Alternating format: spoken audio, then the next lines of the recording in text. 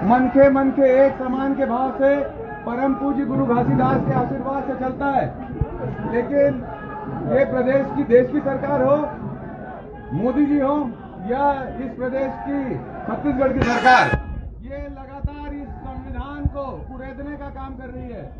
लेकिन हमारी पार्टी के नेतृत्व आदरणीय राहुल जी, आदरणीय दीपक भैया के नेतृत्व में हम लोग हमेशा आम व्यक्ति की आवाज उठाते रहेंगे, लड़ाई लड़ते रहेंगे। आज पुलिस सरकार इसलिए हम पे कार्रवाई कर रही है क्योंकि हमने निर्दोष सतनामी समाज के युवाओं की आवाज उठाई, हम उनके समर्थन में गए। हमने कहा कि उनको, बेगुनाहों को छोड़ा जाए, इसलिए आज पुलिस ये बर्बरता दिखा रही है। हमारे अध्यक्ष जी ने अपने स्तर पर बहुत सारी बातें की, वो 1 बजे से यहाँ पर है। उन्होंने पुलिस से बात कही कि भाई ऐसी क्या जरूरी हो गया, जब भारतीय जनता पार्टी के नेता स्टेज पे थे उनको आप नोटिस नहीं दे रहे हो, उनको गिरफ्तार नहीं कर रहे हो, हमारे विधायक को कर रहे हो।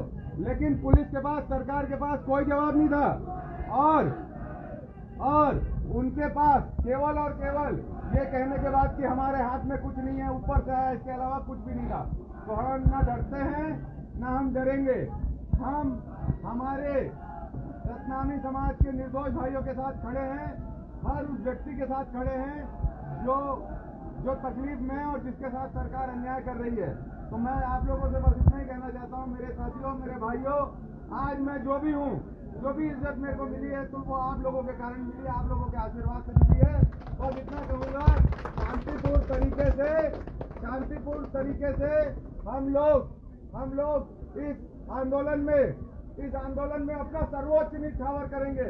हम जेल जाएंगे और जब तक यह सरकार हमको सलाखों के पीछे रखना चाहती है तब तक रख ले, लेकिन हम संविधान और निर्दोष सतनामी समाज के युवाओं की बात उठाते रहेंगे। उन्होंने जो करना था कर लिया, हम जेल के अंदर से भी अपनी बात आगे बढ़ाएंगे और लड़ाई लड़ते रहेंगे। मेरा आप लोगों से यही अनुरोध है, शांति बनाए रखिए, कानून हाथ में रखिए। मुझे पता है बहुत सारे लोगों के मन में बहुत दुख है कि मैं जेल जा रहा हूँ, लेकिन इसको इस रूप से देखिए, हम सब योद्धा हैं और हम युद्ध में हैं और हम आम लोगों के अधिकार के लिए लड़ रहे हैं, हम अपने लिए नहीं लड़ रहे हैं। आज नहीं तो कल समय से सच सामने आएगा और ईश्वर के आशीर्वाद से, परम पूज्य गुरु घासीदास बाबा के आशीर्वाद से, इस संविधान के आशीर्वाद से हम लोग जेल की सलाखों से बाहर आएंगे। आप सबका दिन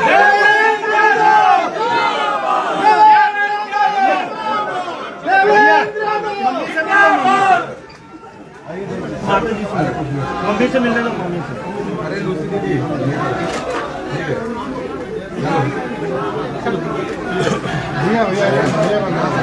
सुना बेटा, थोड़ा साइड गैप बना दो। अरे नहीं रोते, ठीक है, हम लोग बहादुर लोग हैं, हम लोग पीछे नहीं हटेंगे, हम नहीं डरेंगे। आ जाओ मां, चलना है वहाँ, चलो, कोई बात, चलो।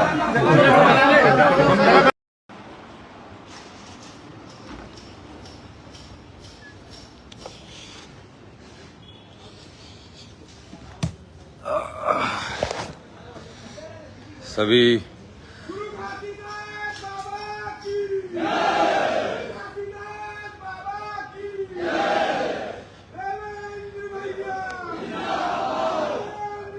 भाइयों नमस्कार।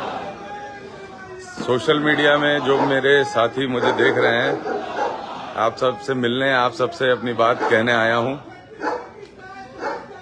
आज बलौदा बाजार प्रकरण में सतनामी समाज के युवाओं के लिए, निर्दोष व्यक्तियों के लिए आवाज उठाने पर भारतीय जनता पार्टी की सरकार, साय जी की सरकार, मेरे घर 15 गाड़ी पुलिस की भेजी है मुझे गिरफ्तार करने।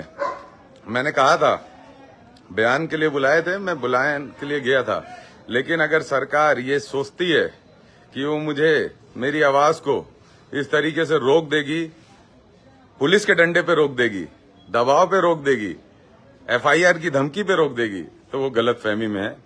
सतनामी समाज के आम युवाओं की, निर्दोष लोगों की आवाज बनकर मैं हमेशा गरजता रहूंगा, बोलता रहूंगा, लड़ता रहूंगा। इसके लिए ये सरकार मुझे चाहे तो जेल भेज दे, मुझे चाहे तो एफआईआर में डाल दे, जो कर सकती है बर्बरता मुझ पर कर सकती है। मैं इस देश के संविधान पर विश्वास करता हूं। मैं सतनामी समाज के मनखे एक समान की जो भावना है परम पूज्य गुरु घासीदास बाबा की, उस भावना से प्रेरित होकर काम करता हूं। और 12 बजे आज पता चला, मैं सुबह उठा तो सुबह 5 बजे से पुलिस की गाड़ी मेरे घर के चारों तरफ घूम रही है। तो मैं ये कहना चाहता हूं पुलिस के सम्मानित लोगों को जो देख रहे हैं ये वीडियो, 12 बजे अपने दफ्तर आऊंगा, जो करना होगा कर लेना। और याद रखना, मैं रुकूंगा नहीं, न डरूंगा न दबूंगा। सतनामी समाज के आम लोगों की भावनाओं, उनकी लड़ाई में लड़ते रहूंगा। और सरकार को ये जवाब देना पड़ेगा कि किन्होंने षड्यंत्र किया कि जयस्तंभ पूजा स्थान को काटा गया और बलौदा बाजार में किसने अगजनी की। आप इस तरीके से लीपापोती करके देवेंद्र के ऊपर आरोप लगाकर देवेंद्र को प्रताड़ित करके